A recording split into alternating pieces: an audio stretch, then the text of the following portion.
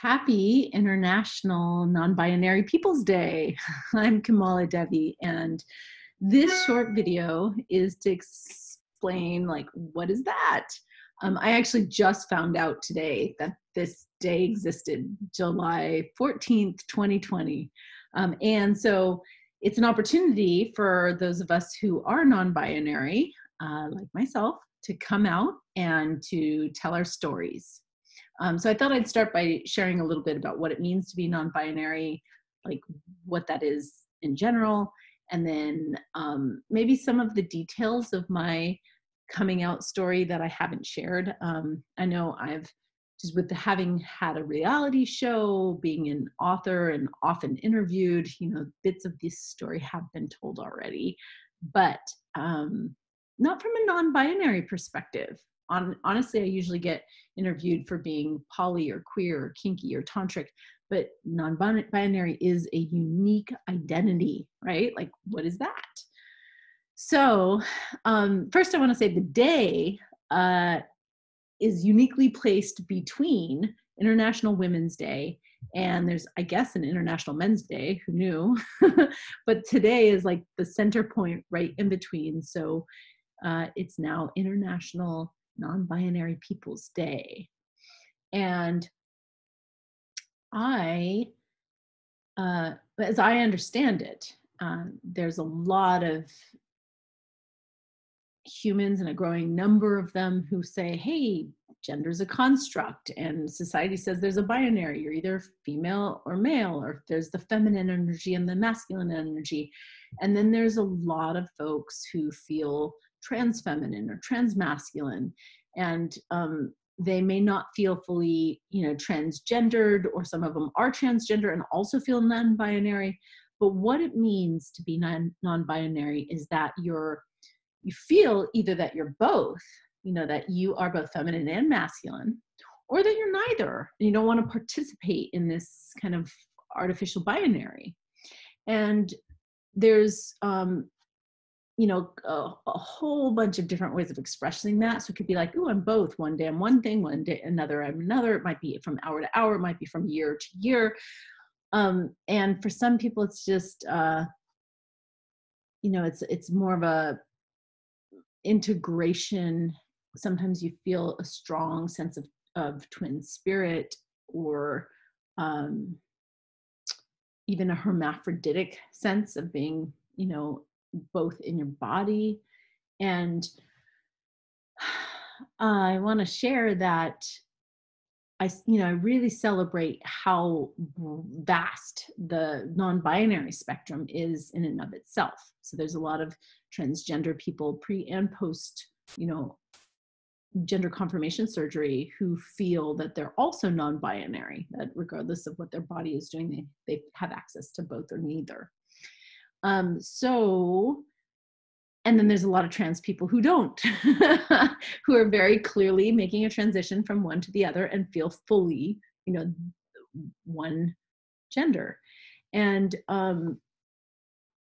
my biggest distinction that I want to make, because this was confusing for me for a long time, is that our gender identity, as whether you're non-binary, you're cis, which means that your body matches your identity, or you're transgender, gender identity is totally different than sexual orientation. And it can correspond or not correspond. You can be, straight, gay, bisexual, pansexual, omnisexual, and that speaks to who you're attracted to. And that is, not determined by what you identify with, and how you identify with is independent of what your body looks like and feels like.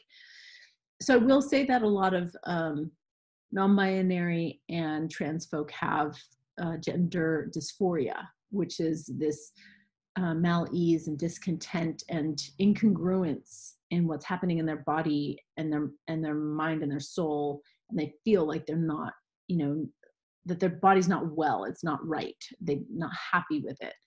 And it's an area of great interest for me. I'm looking at dysphoria, not just for myself, but my students and clients and community, and really whether or not people are doing, hormones or expressing themselves differently without hormones. You can even transition through clothing and through, your coming out, but independent of the transition process, it's and the expression of who you are, there is the how to get into a deeper comfort and pleasure and embodiment that minimizes the dysphoria and maximizes the euphoria.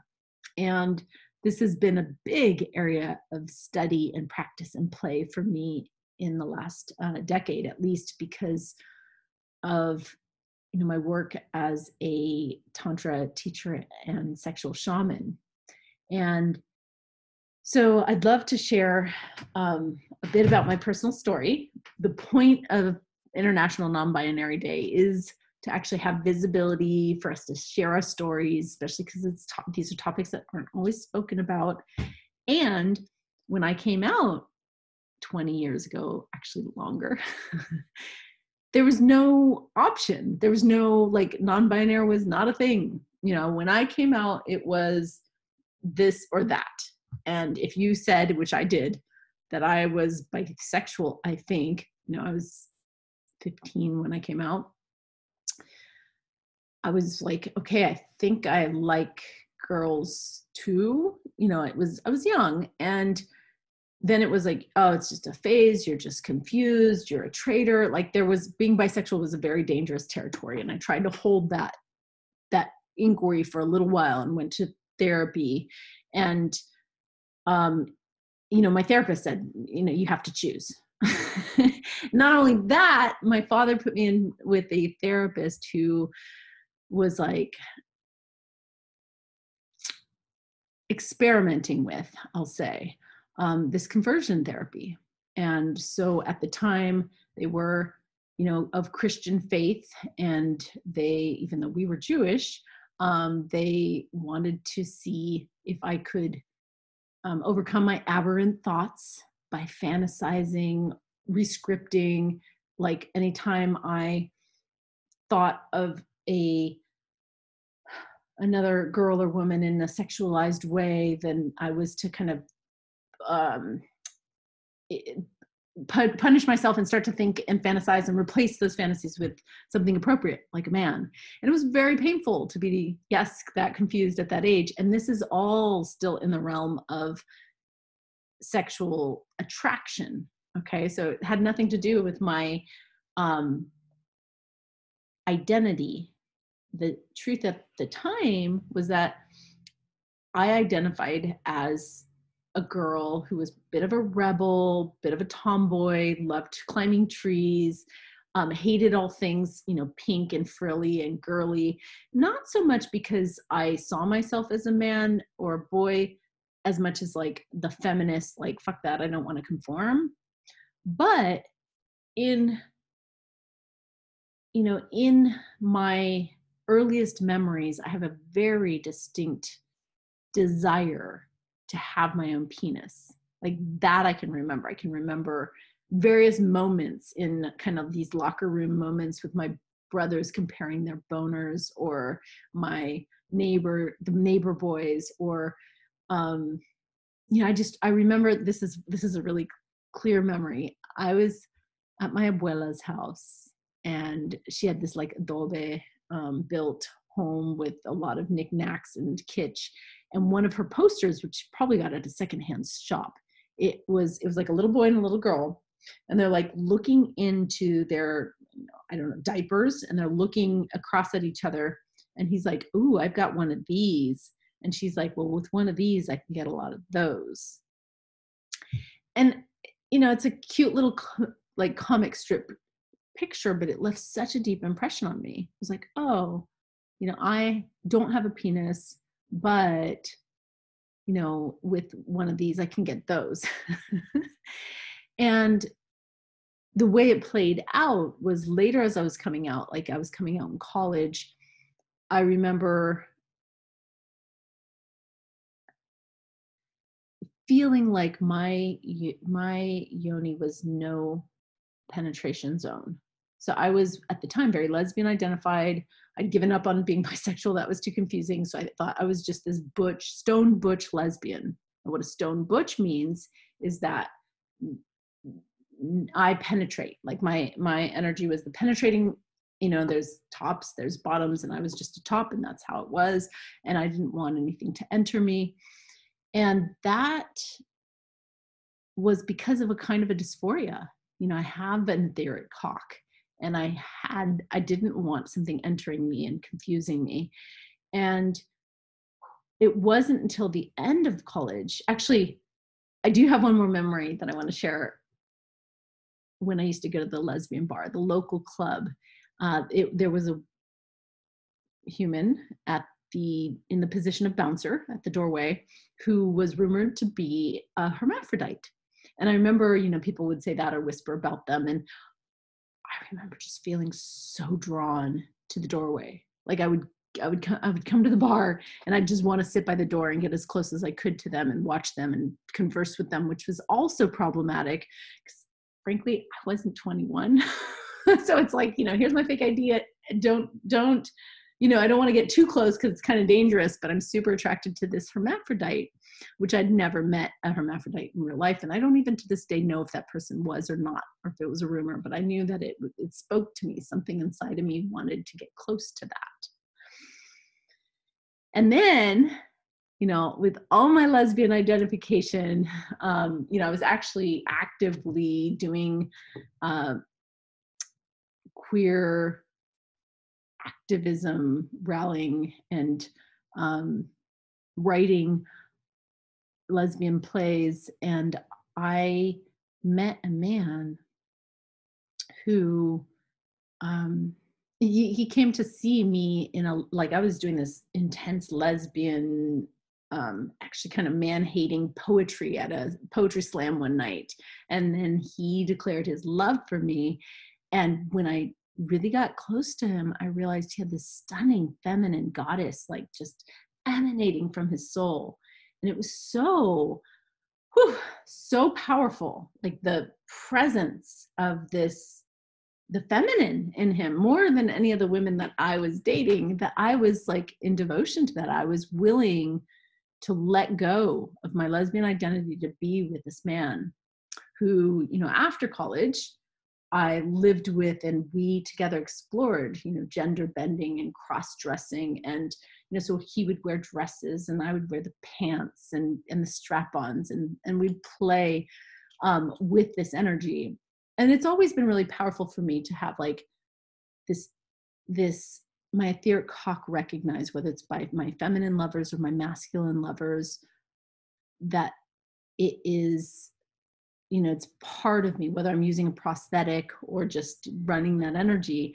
That has always helped with my dysphoria. Like if my beloveds see and accept and embrace my cock, then I feel whole. I feel seen. I don't feel like uncomfortable about it.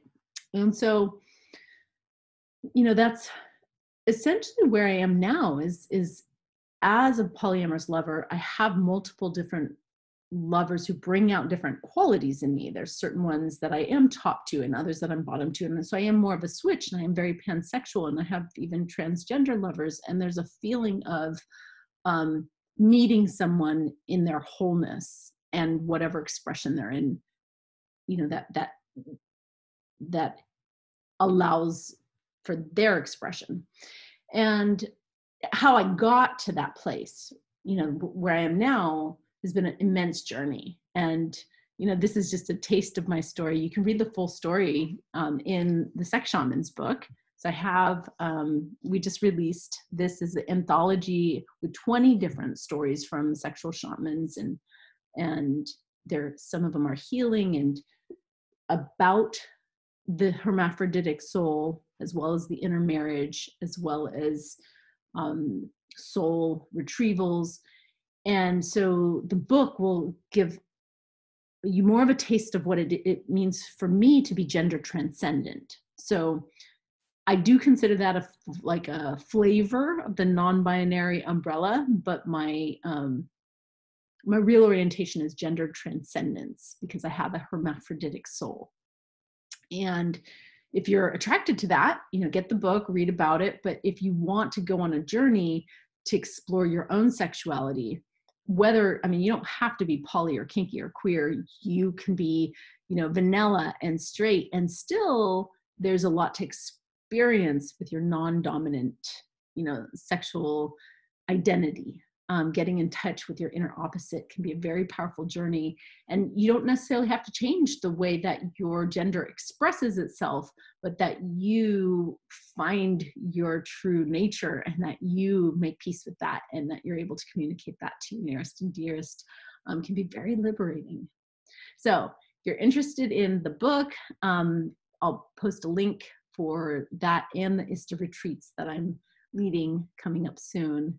And I'll look forward to hearing your story and celebrating your sexual identity wherever it is on the spectrum.